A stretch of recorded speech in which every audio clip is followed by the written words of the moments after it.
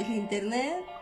Así que bueno, pues muy buenas tardes a todos ustedes, a los que se vayan a conectar o a los que lo vayan a ver más al ratito. Pues ya andamos aquí. Una disculpa, unos minutitos después de las 5 de la tarde, pero estaba en una llamada un poquito especial, entonces pues por eso me tardé. Pero bueno, pues ya andamos nuevamente aquí para traerles otra capsulita, otro programita más de su programa, pues ahí quítase Justitia per Humanis para todos ustedes. Ya saben, redes sociales, en Facebook, TikTok, Instagram, Twitter, YouTube, como ahí quítase Justitia per Humanis para todos ustedes. Ya saben que pueden suscribirse al canal totalmente gratuito para que puedan ver pues todos los programas que ya están en el canal, de todo lo que se ha visto hasta el día de hoy. También va a estar ya en el canal en la nochecita o el día de mañana. Hoy pues les voy a hablar de la segunda parte de este México corruptible, o de este fenómeno, el fenómeno corruptible y como tal en nuestro país, y que muchas veces pues se ve inmiscuido el derecho internacional como tal de todos los individuos. Entonces bueno, pues espero que con esta segunda parte se dé por terminado este tema, y pues ya la siguiente semana dar otro tema más para todos ustedes, ¿no? Así que bueno, pues ya saben, redes sociales, el tema de hoy, vamos a hablar de esta parte del México corruptible para todos ustedes. Pues resulta que en todo este tiempo que hemos estado, que hemos vivido y demás, pues resulta que en nuestro país, como en muchos otros países, ha habido cambios importantes en las legislaciones que tenemos. Digo, cada país tiene sus propias legislaciones, pero también lo es que hay en este caso arreglos internacionales, que son acuerdos políticos que tienen cada país con diferentes países. Y bueno, eso ha permitido, entre comillas, que haya una mejor diplomacia, un mayor funcionamiento, y también por ende una supuesta impartición de justicia más adecuado, y que se supone que debería de ser apegado a estos principios generales del derecho, así como a los derechos humanos de nosotros como individuos, pero que muchas veces se ve transgredido o se ve violentado, porque pues no todas las autoridades tienen la capacidad tanto jurídica como los conocimientos necesarios en materia de derecho, ni la capacitación para saber cómo aplicar los mismos en ciertos procesos, en este caso, ¿no?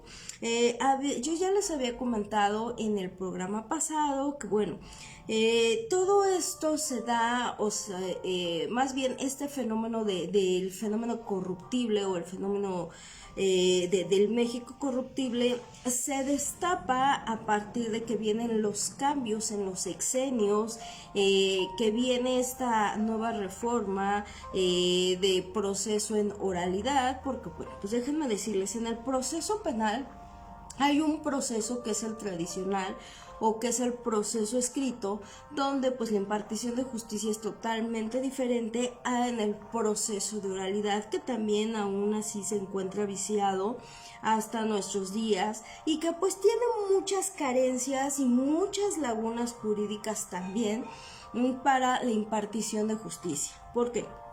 Bueno, pues resulta que dentro de este nuevo sistema, y así como en el tradicional, configuramos en él diferentes partes, ¿no? Es decir, en este esquema pues vienen muchas cuestiones, vienen muchas funciones, y obviamente diferentes personas son las que conforman este sistema.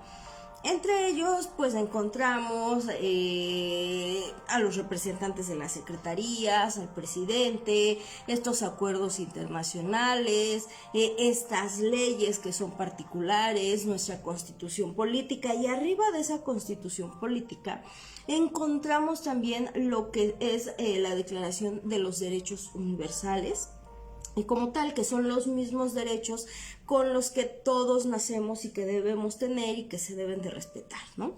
Luego, después de eso, en un proceso ya como tal, cuando hablamos de un litigio como tal, pues encontramos que hay una persona afectada, que es la víctima, y hay una persona que es el probable responsable o el imputado, o a la persona a la que se va a vincular en ese proceso para acreditarse una, si es que el hecho se dio, y la otra para saber si hay una responsabilidad penal en la que ese individuo hubiera o haya participado, ¿no? Por tanto, es un proceso muy complejo en este sentido. Cada uno de ellos tiene el derecho de que se le garanticen sus derechos como individuo. La víctima tiene derecho a que pueda levantar una denuncia o una querella también, en este sentido, en el que, bueno, pues un representante social, que es el Ministerio Público, en este caso los fiscales en su momento, los representarán en todo el proceso, desde que viene el Ministerio Público hasta que viene todo el transcurso de un juicio ante las salas de oralidad penal o ante el juez, ¿no? Y por otro lado, pues también están los derechos de la persona imputada en este sentido, o a la que se le está vinculando a un proceso, que también tiene derecho a una defensa. Él, por tanto, tiene derecho a tener un abogado que ya sea particular, o un abogado de oficio, que es aquel que le será designado por el propio Estado. Luego, pues bueno, en este sentido, para la víctima también, cuando es una víctima, en este sentido, ella puede optar por tener un asesor jurídico que vaya de la mano con el fiscal, ¿sí? Que trabajen en conjunción, mientras que el imputado únicamente tiene derecho a que se le provea un abogado o tenga un abogado, ¿no? Ahora, en este sentido, bueno, pues son todos los que configuramos en un proceso como tal. Luego, pues, las partes es la víctima y el imputado o el probable responsable. Luego, pues ya viene otra parte que pues es el fiscal, que es el representante social, y luego viene la autoridad, donde la autoridad es el juez como tal, que va a conocer no solamente de la competencia, sino que va a conocer en este caso del delito que se tiene que perseguir o que se va a perseguir en este sentido. Ahora, cuando yo les hablo de este efecto corruptible, dice Juan Carlos, feliz lunes y buena vibra. Ay, muchísimas gracias, Juan Carlos, bueno que pudiste llegar y que andas aquí. Pero bueno, yo les decía esto. Resulta que viene esta parte.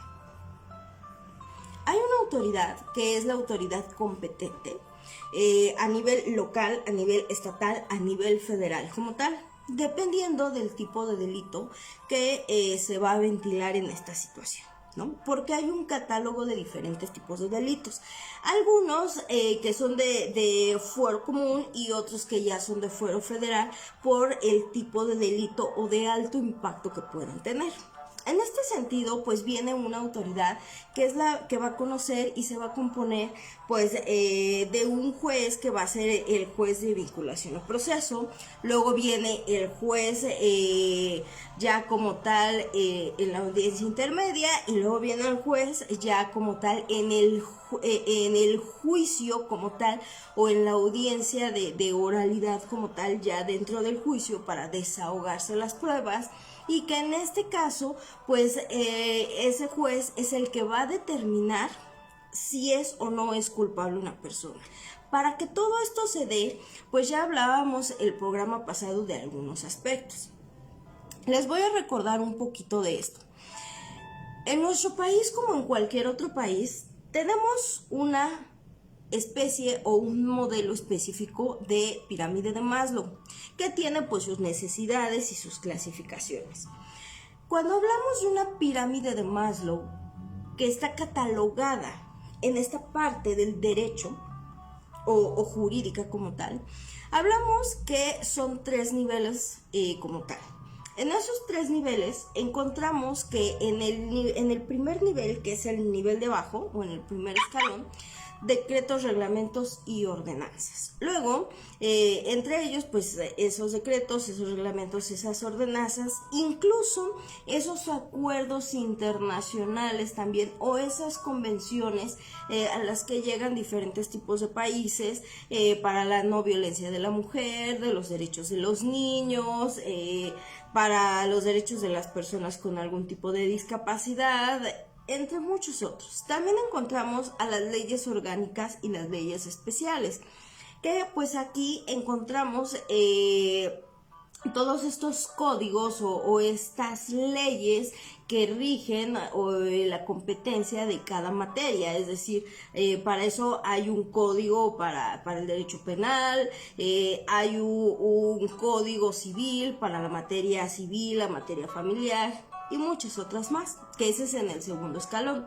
En el tercer escalón, que es en el más alto, encontramos nuestra constitución política, pero también lo es que en la actualidad, dentro de ese tercer nivel, no solamente está nuestra constitución política, también encontramos que dentro de esta último escalón están también lo que son los derechos universales o lo que son la declaratoria de los derechos universales como tal. Porque si bien es cierto que cada país y también que cada estado pueda tener su propia constitución, también lo es que se deben de respetar ciertos derechos o los mismos derechos que todos tenemos, como lo es la libertad, como es la igualdad, como es ser igual, que todas las personas somos iguales en todos los niveles, que tenemos derecho a una educación y demás, que todos nacemos libres sobre todas las cosas, ¿no? Esa es una de los principios esenciales que tiene en esta parte el derecho. También yo les comentaba en el programa pasado que hay un derecho público internacional y un derecho público privado. Al igual que hablando internamente hay un derecho público y un derecho privado. En este sentido, aquí hablábamos la vez pasada que esto se da a conocer, o este efecto corruptible se da a conocer y se ventila como tal a partir de que salen 2 documentales o docuseries en Netflix, que es la de Duda Razonable y que también es la de Florence Cassé. Tenemos, o la mayoría de la gente pues tiene muchas dudas en ese sentido, y ahorita ha sido como un escándalo o un fenómeno social este tipo de documentales, este tipo de temas, porque al final del día lo que realmente nos deja ver todo esto es lo mal que se encuentran en este sentido, los representantes de nuestro país, como las mismas autoridades que son las que se encargan de impartir justicia, sobre todo pues cuando hablamos de una materia penal en este sentido. Es donde se ventila más esta parte de este efecto corruptible. El efecto corruptible pues yo les comentaba anteriormente que este se había dado con un magistrado que en su momento se había encargado de pues toda esta parte del proceso de Florence Cassé, ¿no? Que era el doctor en Derecho Arturo Saldívar León de Larrea en este sentido, y que pues él había estudiado muchas cuestiones, entre ellos el derecho internacional público como el derecho internacional privado, que había analizado algunos aspectos de todo este asunto. Así como hay miles y miles y miles de asuntos o de casos que son aislados prácticamente y que se han visto viciados en este sentido. Como en cualquier otra materia, el efecto corruptible claro que ha estado presente siempre en nuestras vidas. ¿Y por qué? En el flyer, tanto del programa pasado como en el actual, yo les manejaba una frase: el pobre es culpable, el rico es inocente. ¿Por qué?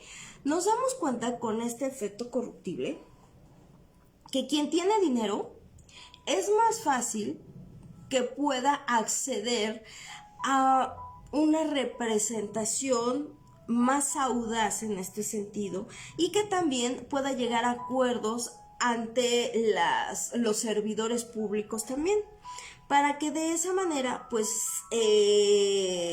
salgan lo mejor librados posible.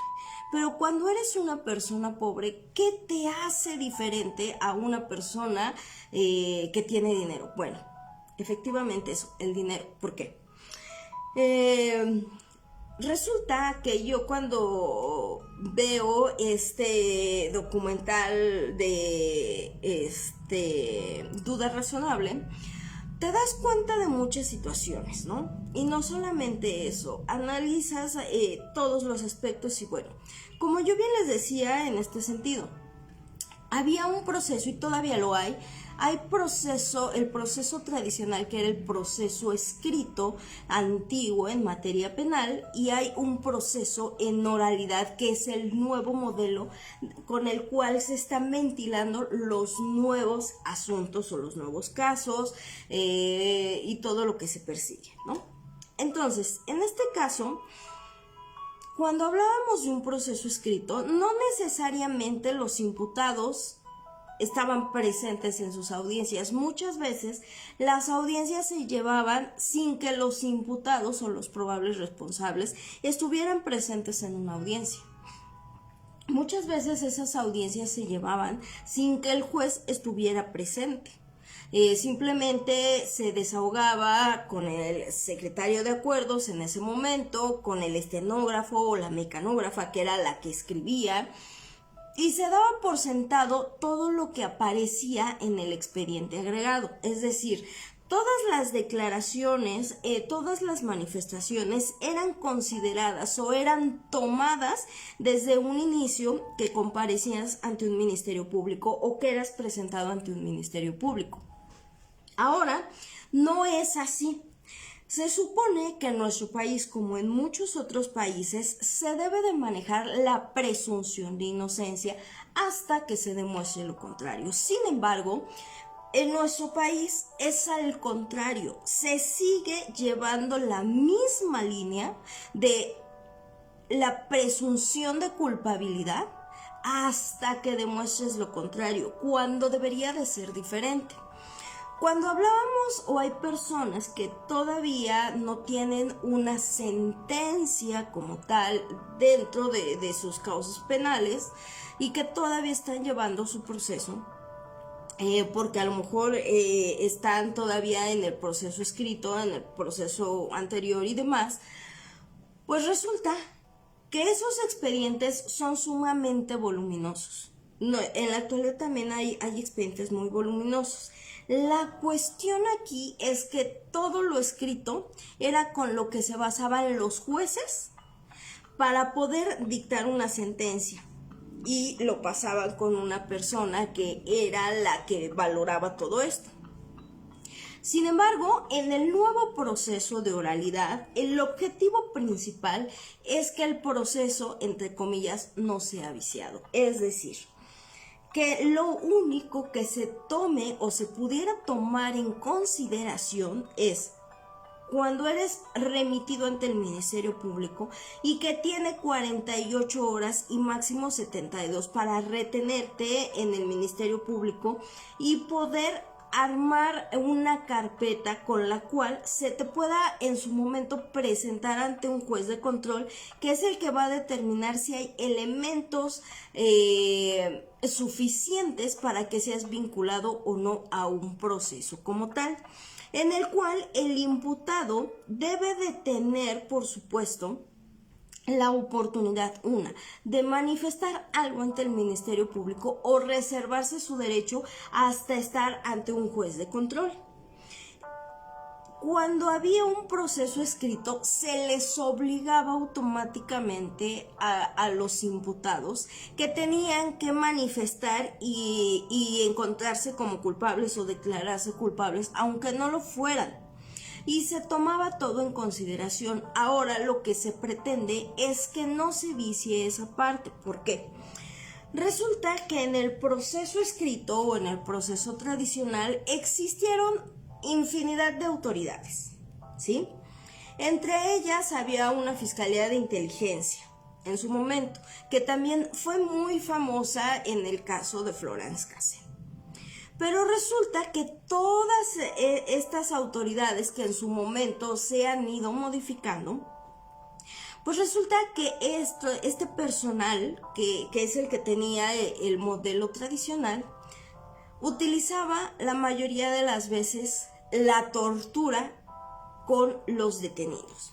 Es decir, les aplicaban el clásico tehuacanazo, los envolvían en esas bolsas de plástico que no les permitía respirar para sofocarlos, los golpeaban en las costillas, en la cabeza, con las macanas, los pateaban, los dañaban psicológicamente para que las personas que eran sometidas a esta tortura se declararan culpables desde el primer momento. ¿Por qué? Porque ellos ya tenían que armar su carpeta, porque también a ellos se les pide que lleven un récord mensual o cada cierto tiempo en el que justifiquen que están haciendo su trabajo, que están combatiendo el delito, pero lo cierto es que no lo están haciendo así.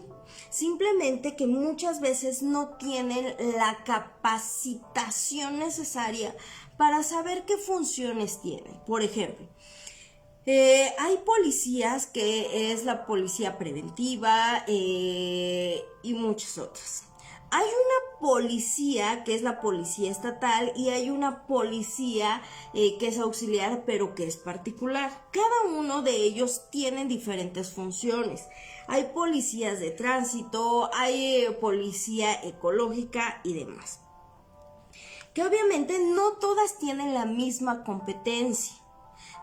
Algunas no pueden entrar en funciones a menos que en ese momento sea una situación en flagrancia, es decir, que en ese momento tú estás viendo que se está cometiendo un delito o un hecho y entonces en ese momento tú puedes intervenir como autoridad, pero no te puedes saltar ciertos protocolos, ¿no? Ahora bien, en este sentido, antes, pues los policías tenían sus formaciones diferentes, ¿no? Creían que con el hecho de golpear a los presuntos delincuentes o a los delincuentes, pues iban a obtener una verdad. Sin embargo, cuando se da toda esta declaración universal de los derechos humanos, pues resulta que pues, se dan muchos aspectos. ¿Por qué? Porque nos dicen también que no se puede llegar a la tortura para llegar a saber la verdad. Para eso debe de haber una línea de investigación. Sin embargo, hasta la actualidad, pocas instituciones capacitan a su personal para que lleven esa línea de investigación. Antes, pues obviamente se utilizaba esta tortura, se les retenía hasta 72 horas a los detenidos y se les incomunicaba. Es decir, no se les permitía que tuvieran ningún tipo de comunicación con nadie hasta que ellos obtuvieran una declaración desde ese momento en el que ellos aceptaban su culpabilidad. Cuando lo obtenían, entonces se les permitía a los detenidos a que llamaran a sus familiares o a alguien para que supieran dónde estaban. ¿Por qué? Porque en ese momento automáticamente, para cuando ya llegaba el abogado o para cuando ya llegaban los familiares a informarse, ya habían sido trasladados a los reclusorios o a estos centros de readaptación social. Sin embargo, con la nueva reforma, con la nueva modalidad del proceso oral, pues te dice que se les tienen que retener 48 horas, máximo 72, depende del tipo de delito, para que se hagan las investigaciones pertinentes. Posteriormente, llegado ese plazo, ¿qué te dice la ley? Bueno, pues llegadas esas 48 horas, si no tienes elementos suficientes para retenerlo, tienes que dejarlo en libertad, con presunción de inocencia. O bien, si hay elementos necesarios, elementos creíbles, ¿sí?, que den las circunstancias de modo, tiempo y lugar, entonces será remitido ante un juez de control para que el juez de control, que es el primer juez que va a conocer del asunto, va a determinar si efectivamente hay una legalidad en el proceso de detención, en el proceso de armar la carpeta, si hay elementos suficientes de credibilidad para en este sentido vincular a un proceso, ¿no? ¿Qué quiere decir vincular a un proceso? Iniciar un proceso en contra de la persona que deja de ser el probable responsable para ser el imputado, es decir, a quien se le está acusando de haber cometido un hecho ilícito, así tal cual. ¿Ok? De eso es lo que se encarga el juez de control. Sin embargo, anteriormente no era así, no había un juez de control, es decir, el mismo Ministerio Público se encargaba, los trasladaba, y lo que hacían cuando los trasladaban al reclusorio, los llevaban a lo que antes se conocía como prepa o declaración preparatoria. Para los que saben de este argot jurídico, saben bien que antes se les conocía como a las prepas, o es decir, se va a llevar a cabo la prepa de tal persona.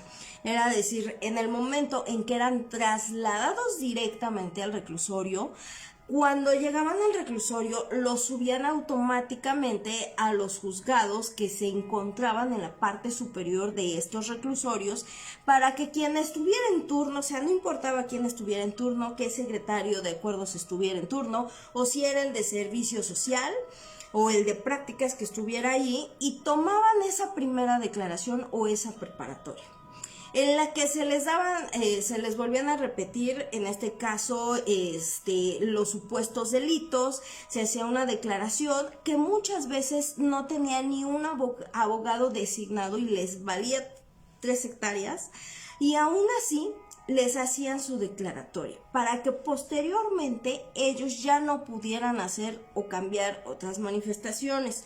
Muchas veces, ya para cuando se les avisaba a los abogados, pues ya se había pasado la audiencia o la declaración preparatoria. Y con este nuevo proceso, pues es lo que se trata de que se desvicie o que ya no haya esos vicios. Sin embargo, hasta la actualidad siguen existiendo. ¿Por qué? Hasta la actualidad, y se sigue manejando hasta ciertos puntos la tortura y la violencia, ya no física, porque física pues muchas veces hasta los mismos médicos legistas se pueden meter en algún problema, pero sí en ese miedo, en esa violencia psicológica con la que se les trata a los detenidos. Obviamente depende del tipo de delito, si hay flagrancia, si no hay flagrancia, si es un delito continuado o no es un delito continuado. Pero a ver, en este sentido, cuando hablamos de esta parte del efecto corruptible, ¿cuándo empieza ese efecto corruptible? El efecto corruptible no se da únicamente cuando ya eres vinculado a un proceso o cuando se está llevando tu proceso. El efecto corruptible se da desde el momento en que viene la detención y en el momento en que se empieza a armar una carpeta, que es la carpeta de investigación. Es decir, cómo se llevó a cabo la detención, cuántos minutos tardó en que se dio la detención, se presentó al probable responsable que en su momento pudiera ser el imputado ante el Ministerio Público, en el momento en que el Ministerio Público abre esa carpeta y hace esas primeras declaraciones, cómo se llevan a cabo esas entrevistas, cómo los policías de investigación van al lugar de los hechos y hacen esas inspecciones. El efecto corruptible se da desde ese momento, cuando viene una detención. Una detención no se puede llevar nada más así porque sí. Si hay una flagrancia, es decir, que se esté dando en ese momento y que tú estés allí como autoridad y se esté dando esos hechos o que acaban de ocurrir esos hechos y que se está señalando que fue esa persona, en ese momento tú puedes como autoridad detener al probable responsable, remitirlo ante un ministerio público para que comiencen las investigaciones. Hay una investigación informal o desformalizada y la formal o la formalizada. ¿Qué pasa en este sentido? Bueno, cuando estábamos hablando de un proceso tradicional o el proceso escrito, que era el procedimiento anterior, no había esa separación, ¿sí? Entonces, no había una investigación desformalizada y una investigación formalizada. Sin embargo, aquí en este nuevo proceso es lo que se trata, es decir, las investigaciones que hace el Ministerio Público lo primero que se hace, sí son indicios para que se presente ante un juez de control, que es el que va a determinar la situación jurídica del probable responsable o el imputado en su momento, ¿no? Si no hay elementos, pues obviamente el Ministerio Público tendrá que armar nuevos indicios y demás. Si hay elementos, se vincula un proceso, ¿ok? Pero para eso el juez de control valora no solamente lo que haya sido agregado a ese expediente, valora muchos otros elementos, lo cual en este sentido se pretende que ese efecto corruptible que antes había no lo haya. ¿Por qué? En el proceso tradicional no había cámaras en estos juzgados de los reclusorios ni en los ministerios públicos, ¿sí? Por tanto, todo lo que se armaba podía ser alterado, podía ser cambiado, podía ser agregado con posterioridad y nadie decía nada. Sin embargo, en este proceso de oralidad, ¿qué se hace? Bueno, desde un primer momento todo debe ser escaneado, todo debe subirse a una plataforma y irse armando esa carpeta de investigación. Cuando se presentan o se remiten ya ante un juez de control y todo el proceso, ya hay cámaras. Entonces, todo lo que se manifiesta es videograbado. Es decir, el proceso en oralidad es todas tus manifestaciones para una vinculación a proceso, las vas a dictar. Hay un juez de control, un secretario instructor o el secretario de acuerdos, el técnico que lleva a cabo la videograbación y que es el que muestra las identificaciones de los abogados, de quiénes son los imputados, quién es la víctima, quién es el fiscal y demás.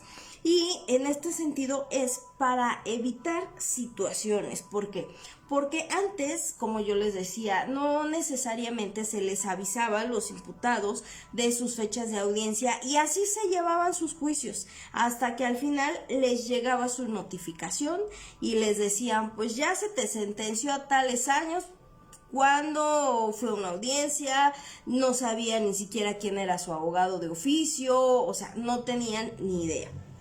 Ahora, en este sentido, lo que más a mí me ha sonado y me ha resonado en todo este tema del efecto corruptible es lo siguiente.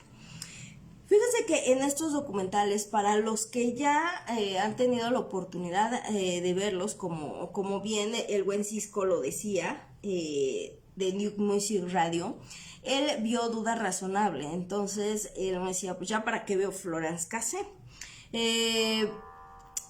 Si ustedes ya tuvieron la oportunidad de ver estas docuseries o no, bueno, yo se las recomiendo porque se van a dar cuenta de muchas situaciones, entre ellas, en uno de estos documentales, que es en el de Duda Razonable, entrevistan a un policía de investigación que ya tenía hasta cierta jerarquía. De sus respuestas, la que más me sonó, y dirán, realmente fue una respuesta tan estúpida que les puedo decir, pero que tiene mucha verdad, fue la siguiente. ¿Por qué? Resulta que cuando a él le preguntan que si él tiene la capacitación y la formación de tratar al imputado, al detenido, al probable responsable con dignidad, les dice que no, que él, que pues el personal como tal, pues tiene que utilizar esas antiguas muletas para el esclarecimiento de los hechos y saber la verdad. Que por tanto, pues ellos saben que tienen que aplicar la tortura, la violencia psicológica, golpearlos, el clásico tehuacanazo, ponerles la bolsa y otras, que porque es la única manera en que ellos van a encontrar la verdad y que de esa manera pues ellos van a poder combatir la delincuencia. Yo no estoy muy de acuerdo, ¿por qué? Porque no todos los que están detenidos son culpables. Muchas veces hay culpables que están fuera, que hay delincuentes de cuello blanco que pues están bien apadrinados en el gobierno, que son empresarios con mucho dinero, que compran jueces, que compran fiscales, que compran ministerios públicos y demás. Y que por tanto, pues el pobre por eso es culpable, por el simple hecho de no tener el dinero necesario para poder invertir en una defensa adecuada, mientras que el rico, aún llevando a cabo estos hechos delictivos, estos hechos punibles como tal, pues logra salir ileso. Porque tiene los medios necesarios para comprar esa libertad, ¿no? Ahora bien, en este sentido, ese efecto corruptible efectivamente se da desde ese momento, desde que hay una persecución, desde que hay una detención, hasta que por tanto llega alguien, revisa esos expedientes y se da cuenta que hay violaciones en el proceso, ¿ok? Ahora bien, en este sentido vamos a esta parte. Cuando hablamos de las garantías individuales de las personas, encontramos en nuestra Constitución política muchas de ellas. La primera de ellas, ¿qué nos dice? Todas las personas gozarán de los derechos humanos reconocidos en esta Constitución y en los tratados internacionales, de los que México sea parte. Cuando hablamos de nuestro territorio México, el artículo primero dice que pues todos tenemos o todos gozaremos de los mismos derechos humanos que sean reconocidos no solamente por la Constitución, sino por aquellos tratados internacionales que se hayan firmado con nuestro país y otros países que también intervienen en esos acuerdos o en esas convenciones, ¿ok? Que tendrán garantías para su protección. Sobre todo, que no se les suspenderán sus derechos individuales como personas ni garantías, ¿ok? En este sentido, bueno, pues resulta que muchas veces en un proceso penal, para empezar, queda claro que no se respetan esas garantías de protección, ni para la víctima a veces, ni para el imputado o el probable responsable en este sentido. Ahora, también en el mismo artículo primero de la Constitución, en su párrafo, En su párrafo cuarto dice así: está prohibida la esclavitud en los esclavos extranjeros, ¿sí?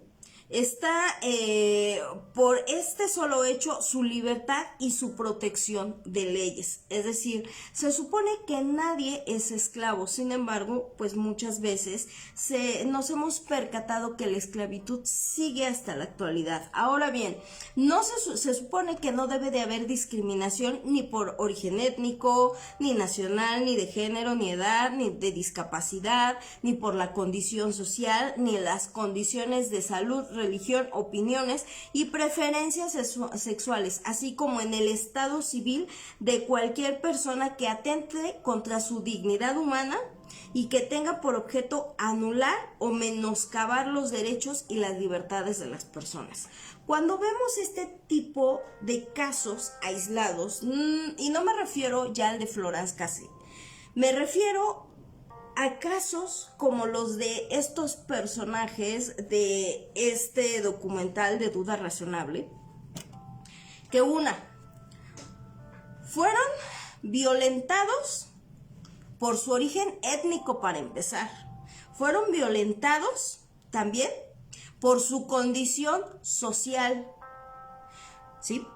Fueron también violentados en su dignidad humana y que menoscabaron y han menoscabado hasta la actualidad, como a muchas otras personas, sus derechos y sus libertades como individuos o en este caso como personas, ¿sí? ¿Por qué? Porque resulta que por ser pobres los acusaron de ser secuestradores, como a mucha otra gente que es pobre y que a veces tiene la necesidad de robar un pan. A lo mejor sí, es un delito, efectivamente, pero también no se ponen a pensar la necesidad que a lo mejor tenía esa persona, ¿sí? ¿Cuántos políticos hemos visto? Muchos políticos que ahorita ya salieron, supuestamente por su edad, por su estado de salud y demás, que aún habiéndose robado millones y millones y muchos millones de pesos, ¿sí?, de las arcas del pueblo, no se les incautan, se les devuelven, salen inocentes y no se hace nada.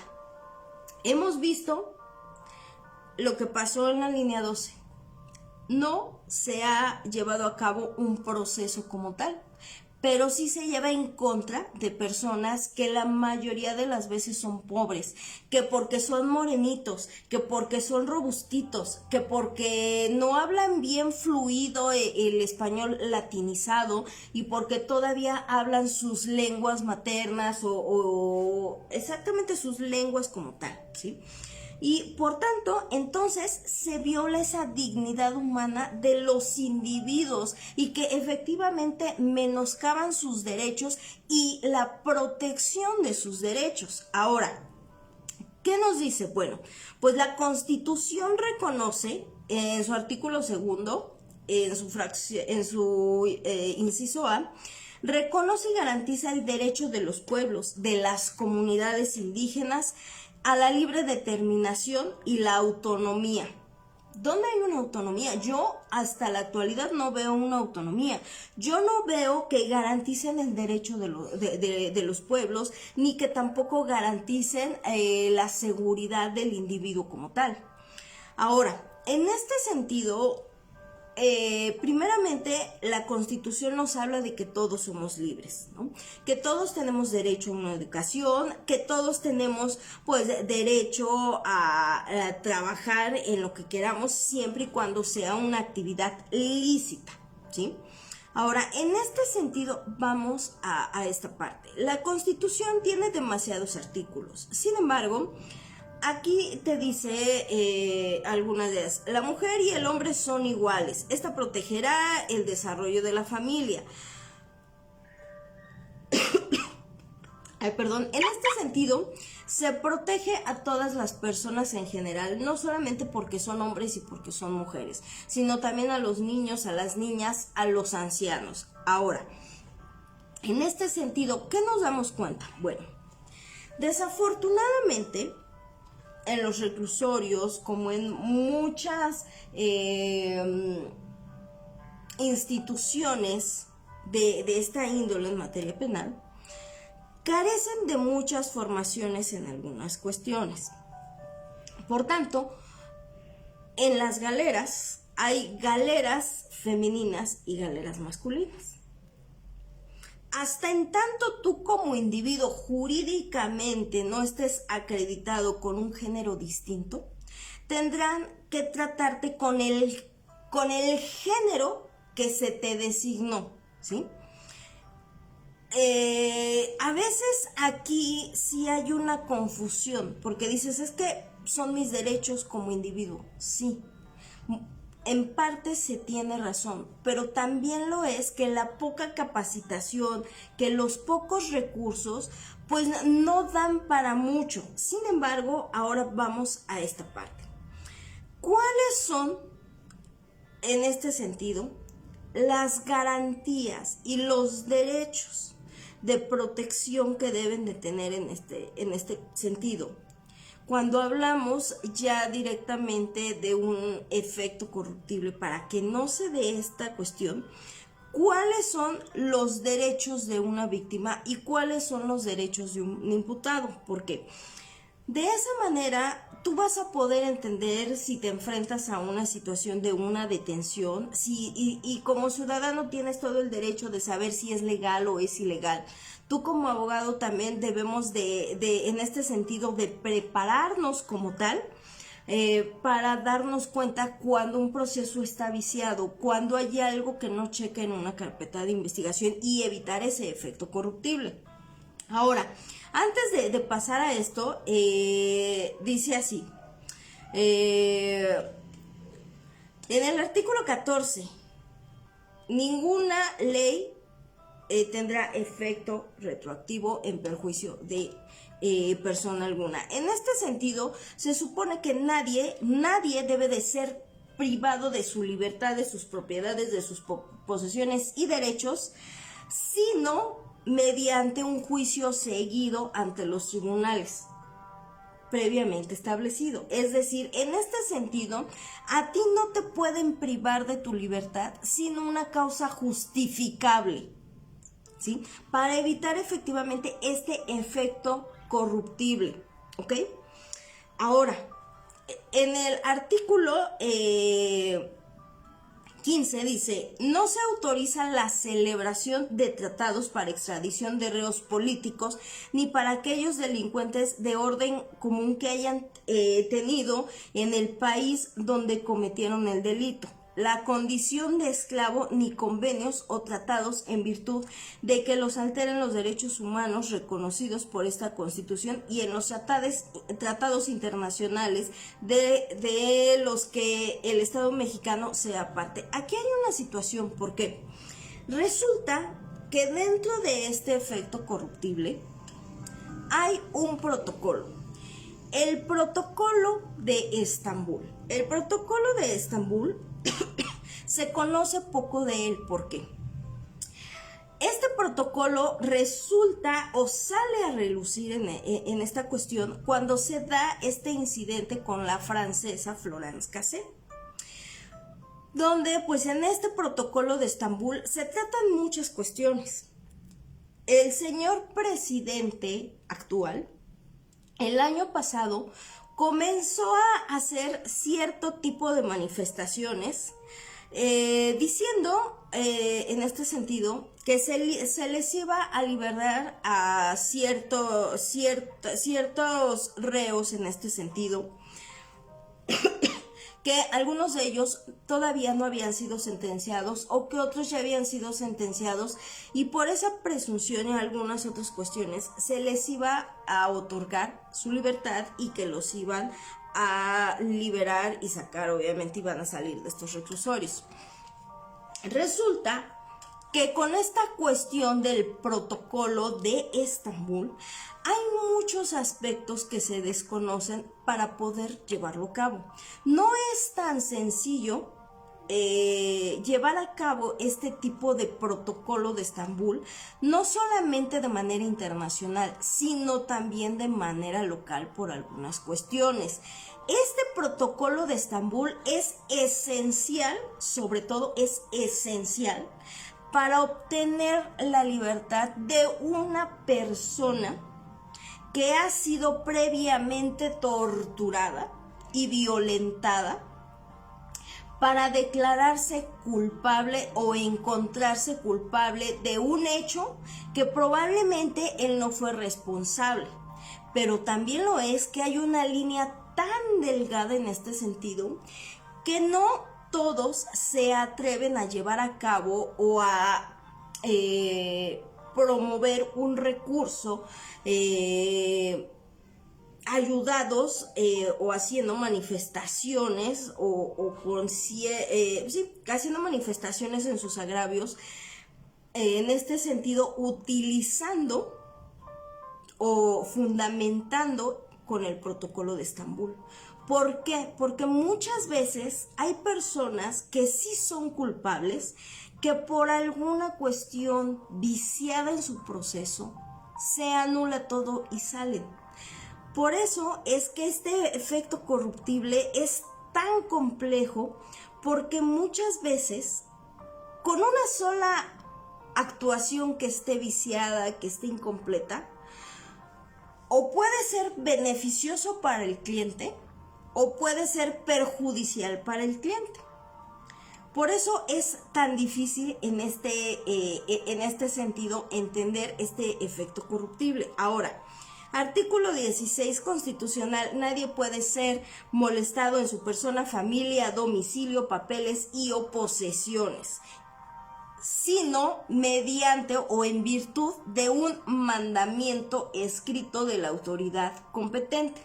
Cuando hay una detención y ya no hay una flagrancia, es decir, que ya no te encontraron cometiendo el delito, o cuando terminaste de cometer ese delito y que estabas allí en ese momento y en ese momento llega la autoridad, se percata y te detiene. Cuando no sucede una detención así y que no se señala las circunstancias de modo, de tiempo y de lugar, el modo es cómo sucedieron, el tiempo, en qué lapso se dio, el lugar en donde fue, específicamente debes de decir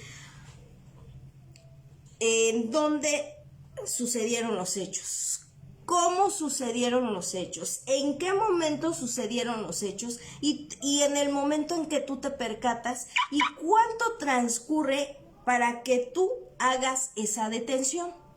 Cuando no es así, pues obviamente se tiene que armar toda una carpeta de investigación, se tienen que reunir todos y cada uno de los elementos creíbles para obtener una orden de aprehensión en contra de una persona que se presume que sí es probable responsable y al cual se ha negado a presentarse probablemente a un juez de control y se obtiene una orden de aprehensión en este sentido, o dependiendo del tipo de delito, si ya es de un fuero federal o si ya es de alto impacto.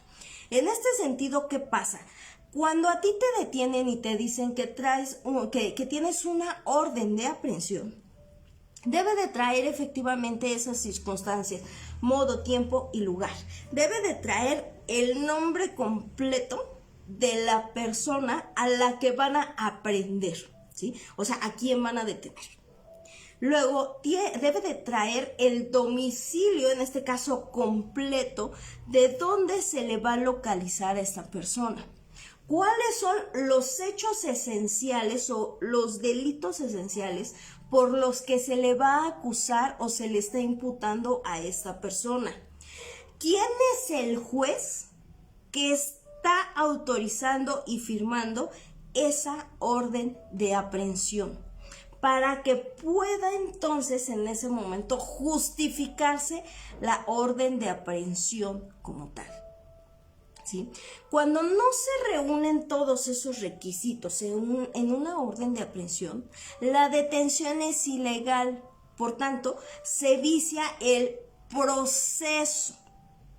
Y si era una persona que probablemente sí cometió un delito, por el simple hecho de que una orden de aprehensión esté mal hecha y mal ejecutada, puede salir en libertad.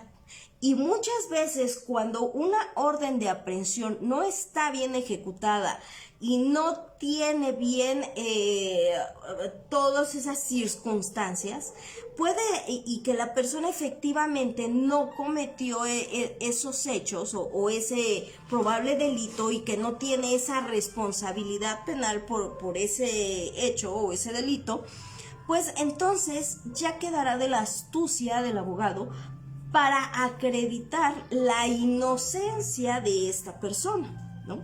Ahora, en este sentido, por eso es importante que ustedes como individuos, como simples mortales, como la mayoría de los que somos, conozcamos esencialmente cuáles son tus derechos, ¿sí? ¿Cuáles son los principales derechos que se te deben de respetar? No solamente con los que nacemos o los tenemos, sino cuando te ves inmiscuida en una situación legal, ¿cuáles son tus principales derechos? Ajá. Ahora, en este sentido, pues también se debe de tener una protección a los datos personales de las personas, el acceso, la rectificación y la cancelación de los mismos, o para que no se ventilen tus datos en ese sentido. Ahora, fíjense, no podrá liberarse orden de aprehensión sino por una autoridad judicial, sin que preceda una denuncia o una querella de hecho, ¿sí? Ahora bien, en este sentido, ¿quién es la única autoridad competente para, en este sentido,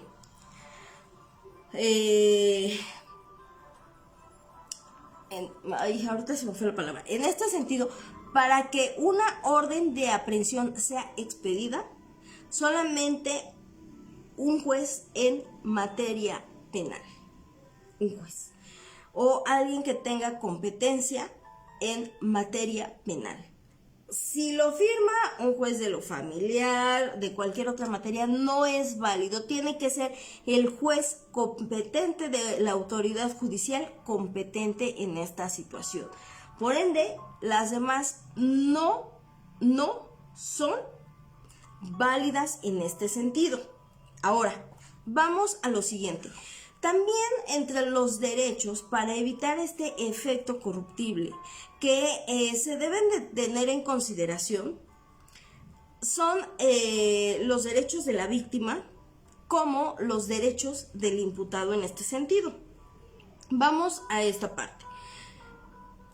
Dice en el artículo 19, ninguna detención ante una autoridad judicial podrá exceder el plazo de 72 horas a partir de que el indiciado sea puesto a disposición o el probable responsable, ¿ok? Ahora, sin que se justifique un auto de vinculación a proceso, es decir, no puede pasar más de 72 horas para que tú puedas tenerlo de manera ya que sea ilegal ante un ministerio público. Llegadas esas 72 horas máximas, tienes una. O lo mandas a un juez de control para ver si lo vinculan a un proceso, o lo dejas en libertad por falta de elementos, con esa presunción de inocencia. Ahora, dice, el Ministerio Público solo podrá solicitar al juez prisión preventiva como tal. Ahora vamos a esta parte. ¿Qué pasa cuando una persona es presentada ante un juez de control y la vinculan a un proceso? Bueno, depende del tipo de delito que se haya dado. El juez determinará el tipo de medidas que se van a aplicar.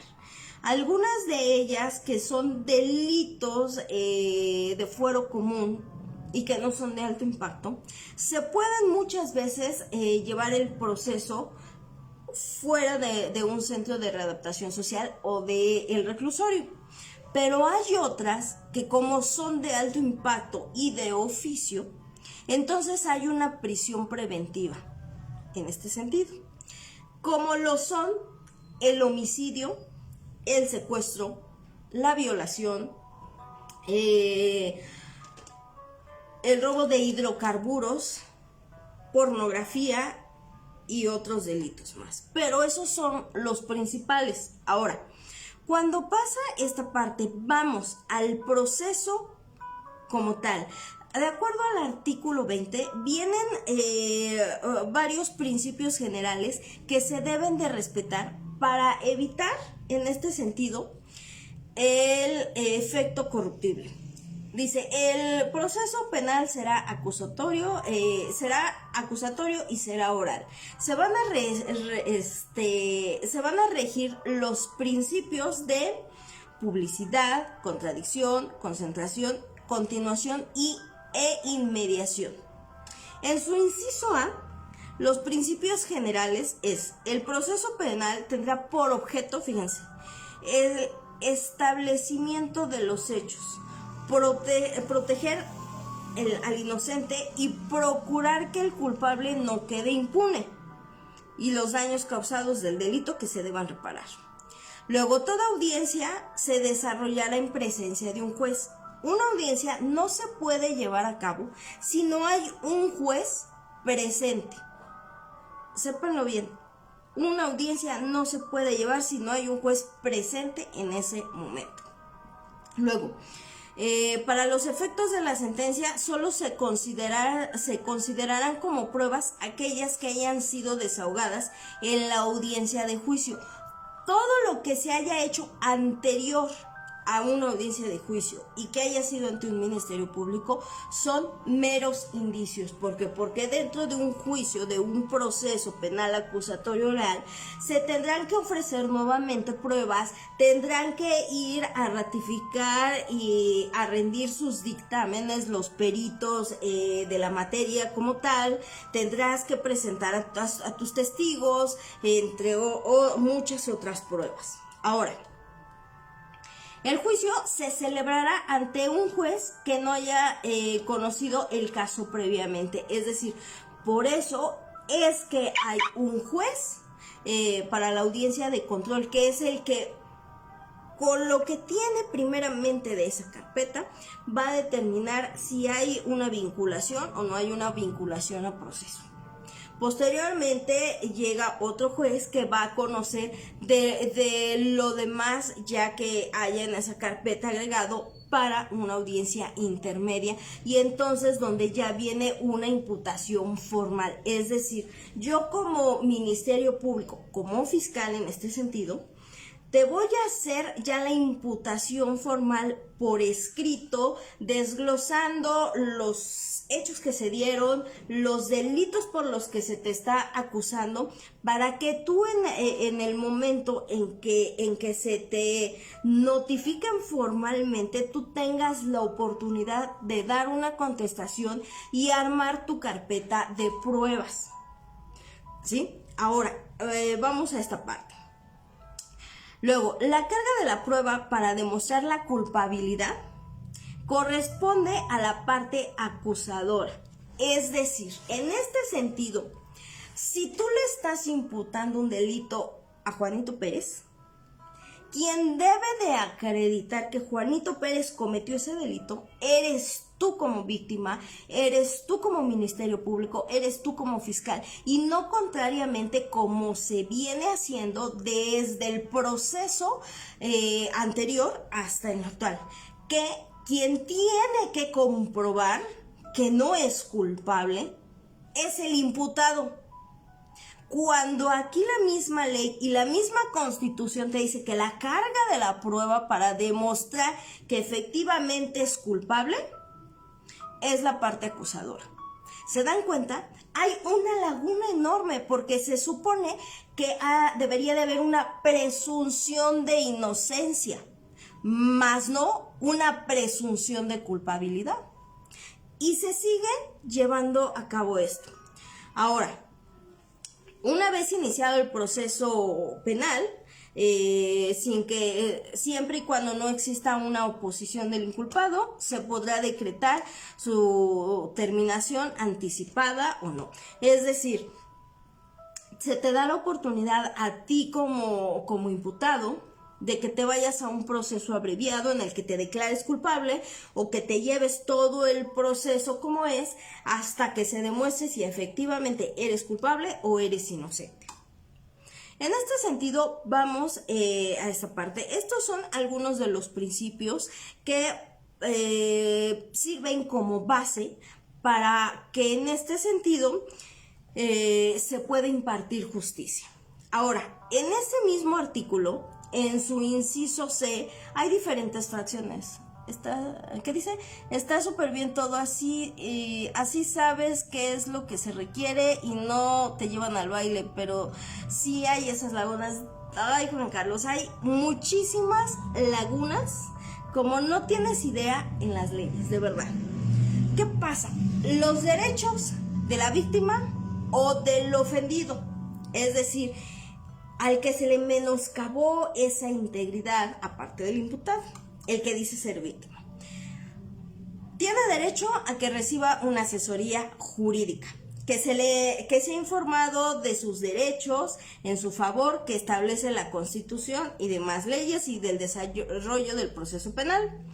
Tiene derecho a que se coadyuve con el Ministerio Público, es decir, en este sentido, él podrá dar más datos o indicios o elementos probatorios al Ministerio Público para que se lleve a cabo ese proceso de investigación desformalizada, en el cual pues se llevarán a cabo cierto tipo de desahogo, de diligencias, para que entonces haya elementos suficientes para que un juez de control pueda vincular a proceso a un imputado o a un probable responsable que una vez que sea vinculado a un proceso se le va a llamar imputado. Ya no va a ser probable responsable, va a ser llamado imputado o procesado.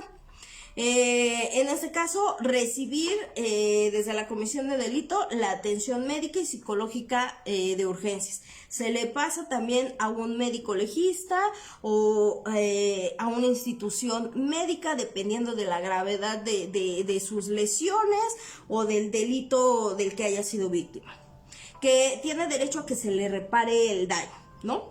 Luego, el resguardo de su identidad y de sus datos personales, principalmente en delitos de alto impacto o delitos federales, como lo son violación, trata de personas, secuestro o delincuencia organizada, principalmente, ¿sí? Cuando son este tipo de delitos o son delitos cometidos a menores de edad, ¿sí?, se les resguarda su identidad, se les ponen ciertas iniciales o ciertas claves y se resguarda la identidad de la víctima cuando es un menor de edad o es un mayor de edad por este tipo de delitos de los que fueron víctimas: violación, trata de personas, secuestro o delincuencia organizada, ¿sí? Para que de esa manera ellos sientan esa seguridad de que no se les va a revictimizar y que se les va a procurar justicia. El Ministerio Público va a garantizar la protección de las víctimas, de sus testigos y de los sujetos que vayan a intervenir, ¿sí?, dentro del proceso a favor de la víctima. Podrán solicitar medidas cautelares y providenciales necesarias para su protección. Es decir, depende del tipo de delito que se haya cometido, tú como víctima le vas a poder solicitar ante el Ministerio Público primeramente esas medidas cautelares o providenciales. Por ejemplo, cuando hay un despojo, cuando hay una violencia física, psicológica, económica y demás, tú vas y denuncias ante el Ministerio Público o presentas tu querella ante el Ministerio Público, puedes solicitar esas medidas cautelares, esas medidas de protección. Cuando hay una persona acosadora o una persona que ya ha intentado violarte o abusarte sexualmente o algún tipo de delitos en este sentido, tú puedes solicitar esas medidas de protección. ¿En qué consisten? Bueno, consisten en muchas, pero las principales es que habrá una patrulla o ciertos elementos policiales que deberán estar rondando tu hogar o tu oficina o donde tú te ubiques para resguardar en este sentido tu seguridad como tal, ¿no? Ahora, solicitar esas medidas, impugnar ante la autoridad o de las ante la autoridad aquellas omisiones que haya llevado a cabo el Ministerio Público o esas investigaciones que no se hayan hecho. Ahora, esas son los principales derechos que tienen las víctimas cuando hay un proceso de las cuales pues se les menoscabaron sus derechos o su integridad o de los que fueron objeto. Ahora, en este caso también resulta que el imputado debe de tener derechos, no solamente la víctima, ¿sí? No solamente ellos. Para esto, las primeras investigaciones en cualquier tipo de delito corresponden al Ministerio Público y a las policías ministeriales como tal, que son los que se van a encargar de acordonar el lugar hasta que lleguen los peritos especiales, de hacer las entrevistas necesarias, aparte de acordonar, de realizar las entrevistas, de hacer las inspecciones, de revisar si había cámaras en el lugar, si no había cámaras en el lugar, si funcionaban o no funcionaban esas cámaras, de resguardar aquellas pruebas o aquellos elementos o aquellos indicios que puedan utilizarse o considerarse como pruebas, es decir, no solamente poner estas cintas amarillas, sino también si hay casquillos o si hay ciertos elementos que nadie los mueva hasta que lleguen los peritos en criminalística, los forenses, en fotografía y demás, ¿no? Ahora, en este sentido, vamos a la otra. Como yo bien les decía, también pues los imputados tienen derecho en este sentido a tienen ciertos derechos y que los cuales se deberán en este sentido de respetar. ¿Por qué? Porque no solamente es presentarlos ante un ministerio público, ¿sí? No solamente es que en un momento se les detenga, que se les lleve a las galeras y que se lleven a cabo estas 48 horas, máximas 72 horas para determinar si hay elementos suficientes para presentarlo o no ante un juez de control, ¿sí? Sino también en este sentido, pues resulta que se les debe de tratar principalmente con esa presunción de inocencia, ¿sí? Toda persona tiene derecho a la libertad de convicciones éticas, de conciencia, de religión, a tener o adoptar y demás. Ahora, en este sentido, ¿qué pasa? Bueno, pues resulta que el imputado también tiene derecho a una defensa, es decir, que se le designe un abogado de oficio o bien que se le permita tener un abogado particular si tiene los medios suficientes para pagar los honorarios de un abogado particular.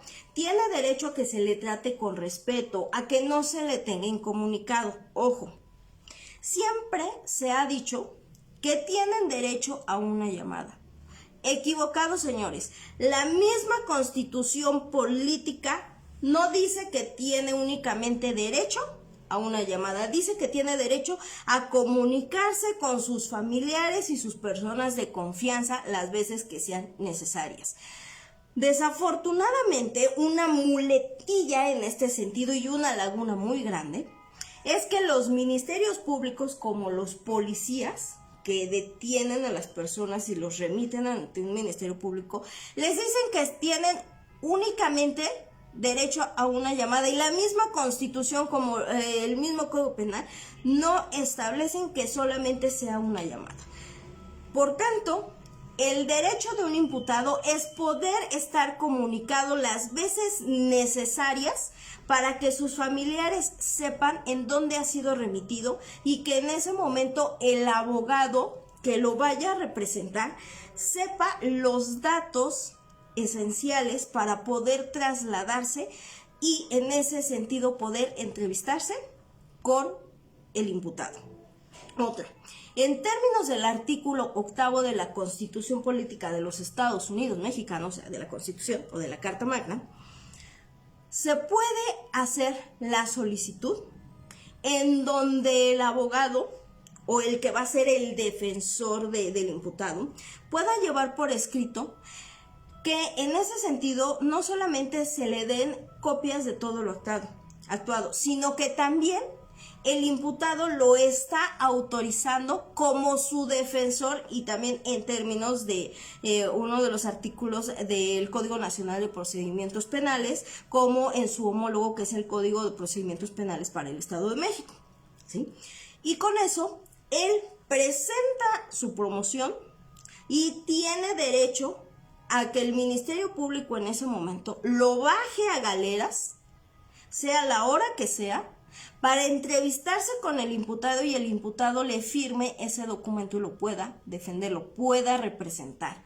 Por tanto, no pueden estar incomunicados.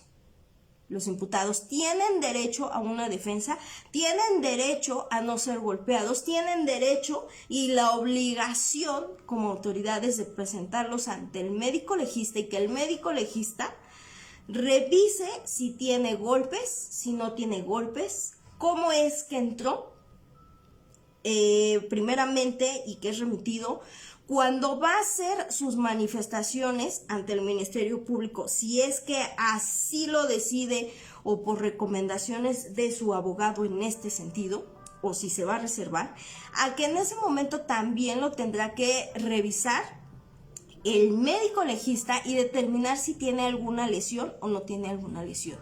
Tiene derecho a que se le pasen alimentos necesarios, ¿sí? Tiene derecho también a que se le provean como tal, para entonces él armar su estrategia de defensa en este sentido. Ahora, esto es lo que nos plasma, la Constitución Política de los Estados Unidos Mexicanos, o en este sentido, la Constitución o la Carta Magna. Así, vámonos rapidito. ¿Por qué? Porque es importante que ustedes lo sepan. O sea, un imputado también tiene derechos esenciales que se le deben de respetar. Ahora, en esta parte, cuando hablamos de un protocolo de Estambul, el protocolo de Estambul no solamente se va a aplicar para extranjeros, el protocolo de Estambul se va a aplicar también para los connacionales, ¿sí? El protocolo de Estambul se va a aplicar en ciertas situaciones necesarias en un proceso que ha sido viciado como tal. Resulta que el protocolo de Estambul es un manual para la investigación y la documentación eficaz contra la tortura y otros tratos como penas crueles e inhumanas de las personas, de los probables responsables, de los imputados o de los procesados en este sentido. Este protocolo de Estambul pues se firmó por diferentes países con México, de los cuales todos esos países que lo firmaron, incluyendo México, se someten a esos tratados internacionales, no solamente de una extradición, sino también, si no hay una extradición y se lleva un proceso de un extranjero, como de un nacional aquí, que se considera ha sido violentado en sus derechos y en sus garantías individuales, entonces deberá de aplicarse este protocolo de Estambul para considerarse su libertad o su reposición en el procedimiento. ¿Qué pasa aquí? Pues resulta que el protocolo de Estambul, cuando se lleva a cabo, Este protocolo se lleva a cabo en 1999, el 9 de agosto de 1999. Entre las organizaciones participantes, no puedo decir todas porque son muchísimas, está la Action for Twitter Survivors de Ginebra. Participa Ginebra, Londres, Berlín, Copenhague, Francia, fíjense, Francia, Arcana, Ginebra, Berlín, Londres, Boston, París, Ámsterdam, en Nueva York, Chile, como en otros países, y obviamente México, que entra en esta parte. Ahora, ¿qué pasa? Bueno, para entrar a un estudio donde al parecer hay viciado un proceso, o en este caso un procedimiento también, en un delito penal, es un estudio muy complejo. Porque son diferentes tipos de recursos que también se pueden plantear. No todos plantean o en este sentido fundamentan con este protocolo, porque es muy difícil poder darle credibilidad. Ahora bien, ¿qué pasa en este sentido? Resulta que los países que han firmado acuerdos de extradición con nuestro país, pues han sido algunos de estos los siguientes. México cuenta con una red de 14 tratados libres de comercio con 50 países, acuerdos con promociones y protecciones recíprocas de inversión y demás. También resulta que nuestro país tiene acuerdos y tratados interinstitucionales como tratados que firma México, no solamente a nivel comercial, sino para una extradición, es decir, para personas que tienen un proceso o que han sido detenidos en otro país, ¿sí?, por ciertos delitos y que van a ser procesados allá. Sin embargo, se solicita que sean aplicadas las leyes de tu país también, y por tanto, en ese sentido, se verán obligados a llevar a cabo esta extradición como tal, siempre y cuando se demuestre que no es una situación nada más meramente política, o para que en ese sentido quede en su momento en libertad. Recordemos los siguientes. Resulta que en este sentido, pues algunos países tienen sus legislaciones diferentes al nuestro. Hay ciertos delitos que para ellos no son tan graves, pero en México sí. Cada uno tiene sus estándares para una sentencia, con más años, con medios años, entre otros. En este sentido, recordemos que aquí en esta parte, pues no todos los países tienen estos tratados de extradición como tal. ¿Por qué?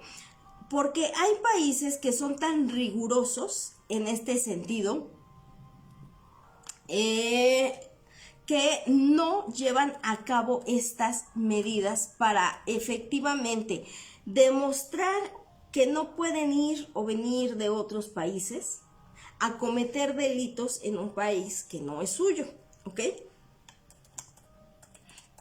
Ahora, vamos a esto.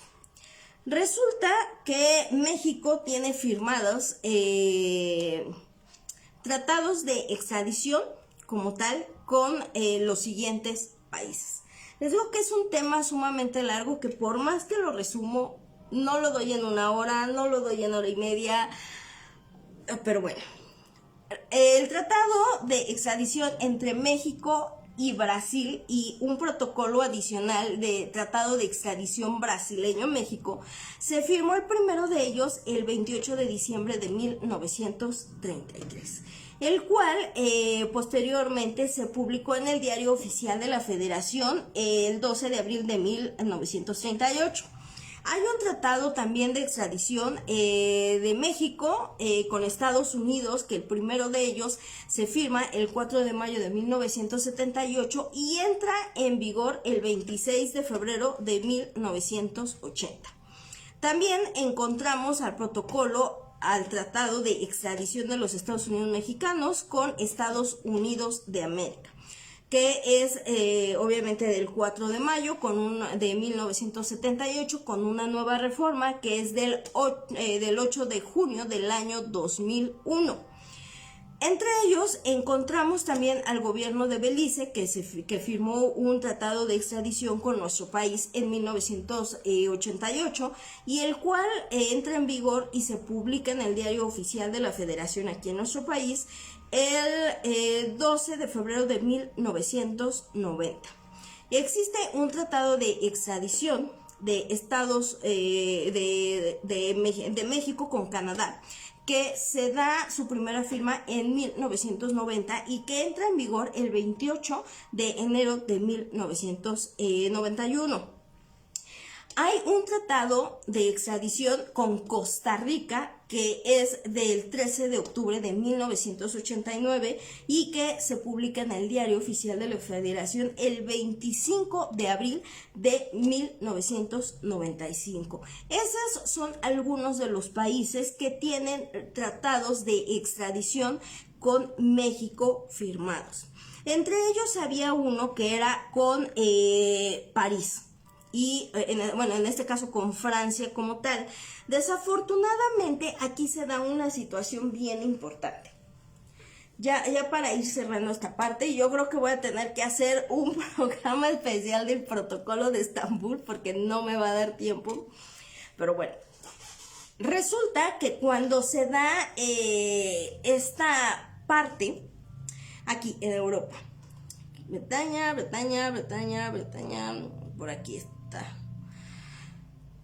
Se firma el primer tratado de extradición internacional con la República Francesa el 27 de enero de 1994 y se publica en el Diario Oficial de la Federación el 16 de marzo de 1995. Ahora, ¿qué pasa? Cuando se da esta situación de Florence Cassé y que se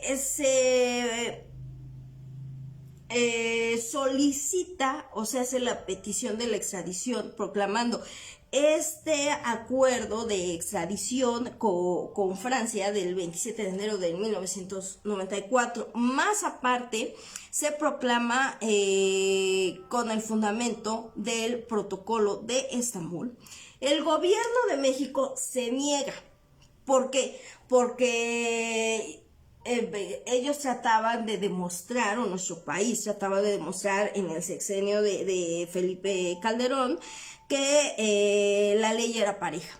Sin embargo, eso orilló que al no aplicarse los beneficios de las leyes francesas como leyes mexicanas adecuadas a una extranjera y que luego su proceso había sido viciado, y que no se respetó este protocolo de Estambul, se rompieron relaciones internacionales con Francia. Todavía hay una línea muy delgada porque como tal ya no es válido ese acuerdo de extradición en lo que respecta cuando hay un mexicano detenido en Francia o pudiera haber un mexicano detenido en Francia para extraditarlo y se le apliquen las leyes mexicanas. Es una situación bien compleja porque pues resulta que estamos hablando de un derecho internacional público, más no un derecho internacional privado, porque se da entre países como tal. Ahora, en este sentido, pues el efecto corruptible ha llegado hasta esos puntos. Ahora, para poder entender más, ¿qué dice? apoyo la moción de tener un tercer programa.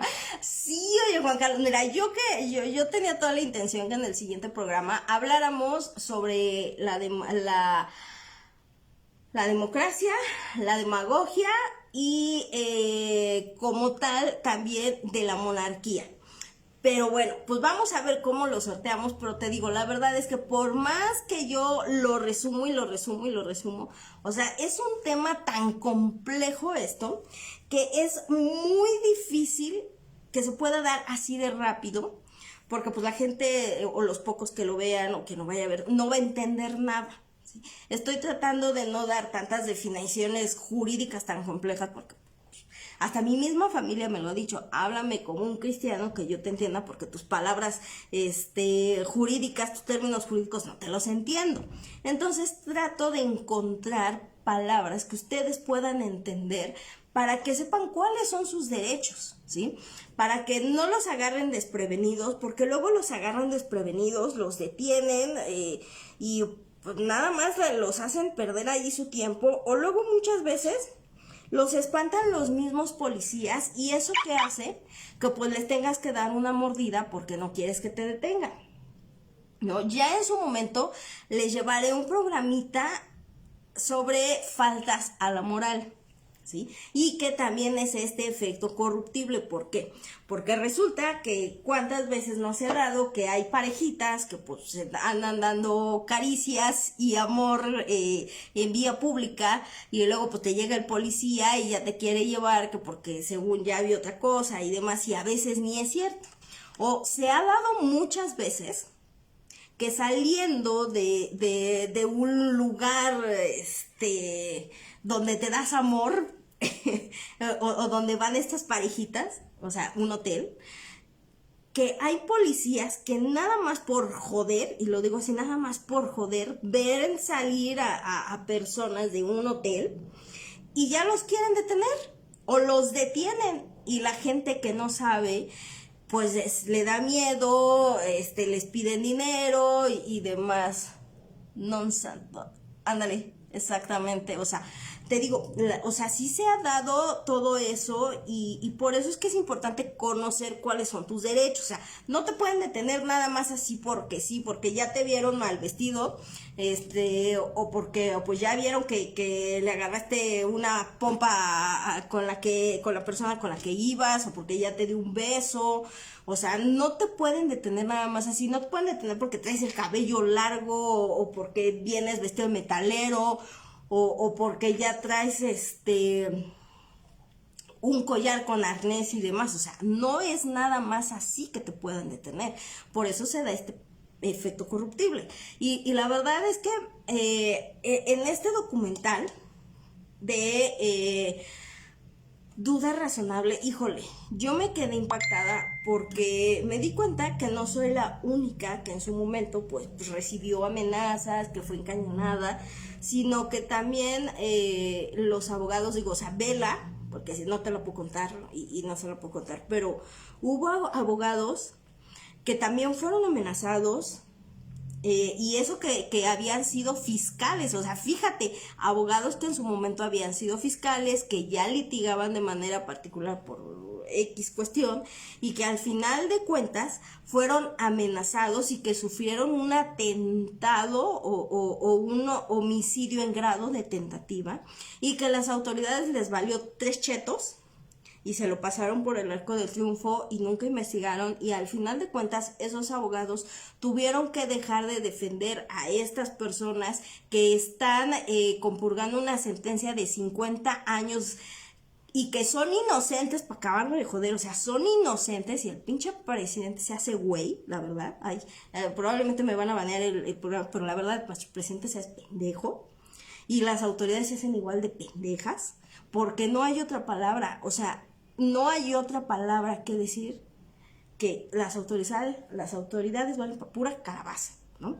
Porque se da este efecto corruptible. ¿Y cuántos abogados buenos hay que por todas estas situaciones, que han sufrido de atentados contra su vida, que han sido amenazados o sus familias han sido amenazadas, se tienen que ir a otros estados, tienen que dejar de litigar materia penal, tienen que dejar la defensa de estas personas, porque pues obviamente pues ya los servidores públicos están tan corrompidos que pues la verdad, o sea, hay que ser honestos, nosotros también como abogados hemos tenido que entrar en ese sistema algunas ocasiones por ciertas situaciones, que a lo mejor no son delitos de importancia, como lo es un secuestro, una violación y demás, pero que al final de cuentas no te la ponen fácil.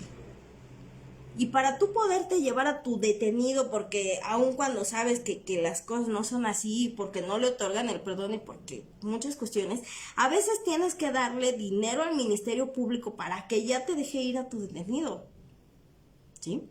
O sea, el sistema está tan podrido que también uno a veces no te queda de otra, pero en ciertas circunstancias, no en todas. Y aquí te das cuenta cómo la misma política vale 3 pesos para nada, porque al final del día no hay una democracia, sino hay una demagogia para acabarla de joder, y que realmente las leyes penales no se están aplicando conforme a derecho, no solamente por esos documentales, sino porque hay infinidad de casos rezagados ahí de gente que es pobre y que es gente inocente, pero que no tienen los medios para pagar una defensa, y que pinche gobierno contrata abogados de oficio que se hacen mensos, porque es la verdad, o sea, hay abogados de oficio que no hacen su trabajo como deberían y que no llevan la defensa adecuada y que por eso lo sentencian. Y lo peor es que no respetan estos protocolos como el protocolo de Estambul, que no respetan ciertas leyes, que no respetan esto de la no tortura, y que aún así, aún viendo los procesos viciados, siguen adelante los jueces, que es lo peor de todo. Por eso les digo, es importante que ustedes conozcan, como cualquier persona, sus derechos y no los agarren así de sorpresa de y ahora, ¿no? O sea, no, que conozcan sus derechos también, porque ustedes de esa manera se van a poder defender cuando hay una detención en este sentido, y que no los agarren como te voy a remitir y te tienen ahí 2 horas nada más dando vueltas y ya. O sea, no se vale eso, porque eso también es una violencia que te están causando las autoridades, y más los policías que no tienen ninguna pinche capacitación. O sea, lo digo con esas palabras porque es la verdad, es muy triste que a pesar de que esté el colegio de policía, pues no los capacitan. O sea, deben de tener un físico adecuado para correr, para saber manejar un arma, y no la saben. ¿Cuántos policías hemos visto parados en las esquinas, súper gorditos, súper pesados, y no pueden correr? ¿Sí? O sea, se les escapan o les dan un tiro los delincuentes. O sea, no traen el uniforme adecuado, no les enseñan cómo manejar un arma adecuadamente, no les dan las herramientas necesarias para que hagan su trabajo, ¿sí? Entonces es lamentable que la gente que haya votado por este presidente, como por muchos otros más, al final del día, pues las leyes siguen siendo igual, a pesar de esta reforma nueva del proceso penal acusatorio oral. Se siguen viciando muchas situaciones, y te lo puedo decir yo porque yo estuve en un asunto donde los fiscales habían viciado una carpeta de investigación por un homicidio que el acusado no había cometido, y que lo peor es que su propia mamá lo puso ahí cuando el que había cometido el homicidio era un familiar, pero la señora prefirió poner ahí como cochinito en el matadero a su propio hijo, ¿sí? Y luego viciaron una carpeta, y te puedo decir que de todos los abogados que intervinieron en esa defensa, cuando yo llegué al final, con la persona con la que yo llevé ese asunto, fui la única que se pudo estudiar todas las actuaciones, y que le dijo a su señoría, esta carpeta está viciada porque están presentando la declaración de un testigo que ya estaba muerto, y resulta que hay un acta de defunción de ese testigo de una fecha anterior a su segunda declaración, y la firma no es. Dice, las cosas como son con todas sus letras o palabras, tú no te limites, habla a tu libre, a mi libre antojo, sí, luego me andan baneando, luego me bloquean mis cuentas, por eso ya voy a tocar temas sencillitos, porque cada rato o sea, me castigan esta cuenta, ya me eliminaron 2 cuentas de TikTok, o sea, nada, bueno. Pero bueno, pues espero que el programa les guste. Si alguien lo va a ver después, muchísimas gracias. Es un tema muy complejo, como yo les decía, o sea, no se da en 1 hora, en 2 horas, en 3 horas, no se da en 2 programas, sino se da en más programas, porque es una cuestión muy compleja para que conozcan sus derechos y sepan cuando les están aplicando una tortura, decir, güey, o sea, a ver, abogado, eres mi abogado, léete, güey, o sea, léete el protocolo de Estambul y di que me están torturando, o sea, nada más, no es nada más así porque, o sea, te lo digo, yo vi como una carpeta, o sea, de las carpetas que yo vi, todas estaban viciadas, pero en esta que te estoy refiriendo, sí era inocente el chico, o sea, el chico era inocente y después salió todo viciado, pues porque el ambiente de estar adentro de un reclusorio no es sencillo, pero él era inocente y le habían fabricado el delito y el testigo ya estaba hasta muerto. El otro testigo que presentaron con la fuerza pública porque lo arrestaron por 36 horas hasta que se llevó a la audiencia, cuando lo vio, le dijo a su señoría, yo ni conozco a esa persona, ese no es el que mató a mi jefe, ¿sí?